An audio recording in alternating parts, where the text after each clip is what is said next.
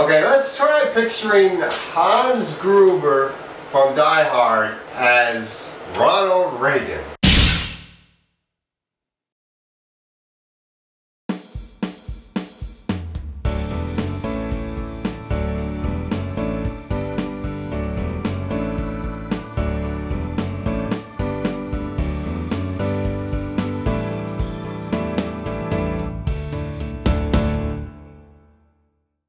Butler, or Lee Daniels the Butler, however you want to call this movie, directed by Lee Daniels and starring Forrest Whitaker as Cecil Gaines. This movie is about a butler, a black butler, and how he has affected history through the years from President Eisenhower to, what is it, somewhere in the middle of the Reagan years. And the movie is very good. I really did like this movie. Although it's debatable whether or not it's Oscar contender, you can tell it's trying to be an Oscar contender. And Forrest Whitaker plays Cecil Gaines. This is a black man that grew up on the cotton farm. He went to serving in the house and then becoming a waiter at a bar, and then going from there to serving in the White House as an adult. And I really thought that was done very well. Mariah Carey plays Haiti Pearl, Forrest Whitaker, Cecil Gaines' mom. Briefly in the movie, she's like in there for like 2 scenes, and she almost has no lines in the movie, really. You have Oprah Winfrey, who does a very good job as Gloria Gaines, Cecil's wife, although I think her performance in The Color Purple was much better. You have David Aiello as Louis Gaines, who I thought was very good. He is Cecil's oldest son in the movie, who is a freedom rider, and he's part of the Black Panthers. I thought that was done very well. And you have Elijah Kelly as Charlie Gaines, Cecil's other son, younger son. He is very good in the movie.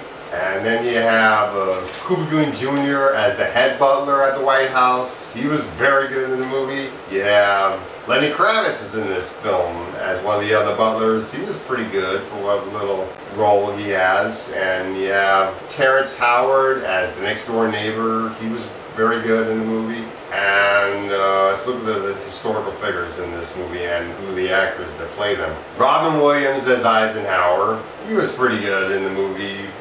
Each political figure has pretty much 2 scenes, maybe 3 scenes in the movie. So it really doesn't give you much time to get invested with these political figures, these important figures in history. But then again, we pretty much know, if you know history very well, you pretty much know how this is going to go. And they're not the center of the movie. The movie's real center is Cecil Gaines, Gloria Gaines, and Louis Gaines, and yeah, and Charlie Gaines too.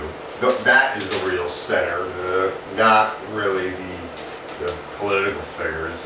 Perhaps maybe to some extent Cuba Gooding Jr.'s character is somewhere of a center too, because he had a little bit of relationship too with Louis Gaines as well, as much as Cecil Gaines does. And I really did like how the relationship between Cecil and Louis was handled. I liked how the relationship between Cecil and his wife was handled as well. I thought that was done very well. You also have James Marsden as John F. Kennedy. He was very good in the movie. You got John Cusack as Nixon. He was pretty good. You got Lee Shaver as Lyndon Johnson. He was very good in the movie. I liked his performance. He's actually the most memorable performance, and that's not entirely a good thing, because one of the scenes that is very memorable of him is not a scene I would like to see Lyndon Johnson be doing. I know every human being has to do this, but I do not want to see Lyndon Johnson doing this in the movie. And if you decide to see the movie, you will understand when I say it, what I'm saying when you see the scene. John Cusack is Nixon. He was pretty good.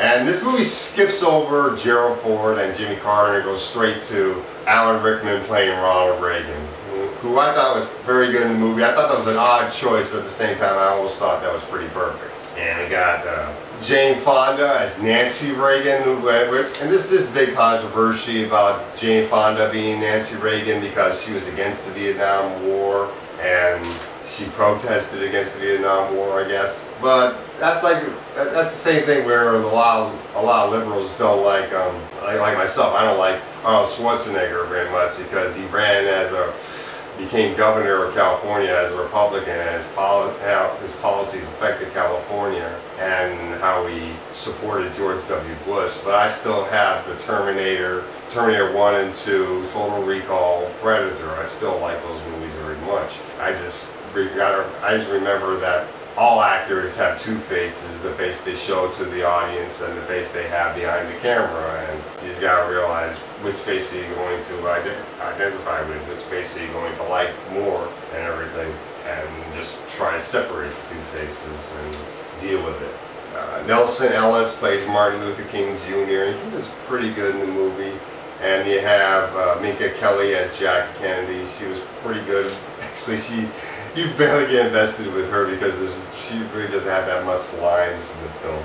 And the movie is very good. It's well directed. It's well acted. As far as the main actors are concerned, the presidential cameos, those are done pretty well. The makeup is done very well on the actors. You can almost feel them as the political figures that they play in history, except for maybe Robin Williams as Eisenhower. Is hard for me to picture him as Eisenhower, but Cusack pretty much disappeared into the role of Nixon. I thought that was done very well, and I thought that James Marsden was very good as Kennedy, and Alan Rickman was great as Reagan. And then again, you don't get any screen time with them anyway. But Cecil Gaines and Gloria and Charlie Lewis, they're the real focus of the movie.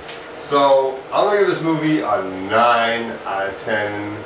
I'm not sure if it's going to be much of an Oscar contender. We'll have to see. Maybe it could get nominated for Best Picture, and maybe Forest Whitaker might get nominated for Best Actor. We'll see about that. I mean, there are other contenders too, like Idris Elba as Nelson Mandela. We'll see what happens with that. And that's all I have to say about The Butler.